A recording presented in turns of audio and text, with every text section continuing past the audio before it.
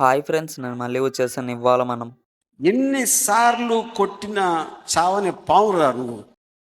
Absolutely. మొన్నైతే మనం పోలేరమ్మ టెంపుల్కి అయితే వెళ్ళాం అనమాట. ఆ రోజు మన వాళ్ళు టపాసులు మామూలుగా పేలవలేదు. చూసారుగా విక్కీ సాంగ్ విని ఎలా బరిగిస్తున్నారు. ఇందులో ఒక టపాసు ఇలా వచ్చి ఢామ్ అని పేలింది. ఎవరు పేల్చాడంటే అజయ్. చూస్తున్నారుగా మీరే, మన వాళ్ళు టపాసులు పేల్చేసి ఇళ్ల పైన ఇసిరేస్తున్నారు. ఈ హీరో ఎవరో చెప్పండి చూద్దాం. ఇక అజయ్ టపాసులు పేల్చాడని బాబీ సాంగ్ కూడా టపాసులు పేల్చాడు. ఇంకా అది చూసి అజయ్ మళ్ళీ టపాసు వదిలేడు. వీళ్ళిద్దరు ఇక్కడ పోటీ పడుతుంటే అటు సైడ్ ఎవరో చిచ్చుబుడ్డి వెలిగిచ్చేసి తేలిపోయాడు. ఆ నిప్పు రవ్వలన్నీ బైక్ పైన పడ్డాయి. ఇటు పక్క ఏమో టపాసులు పేల్చేసి మనుషుల పైన వదిలేస్తున్నారు.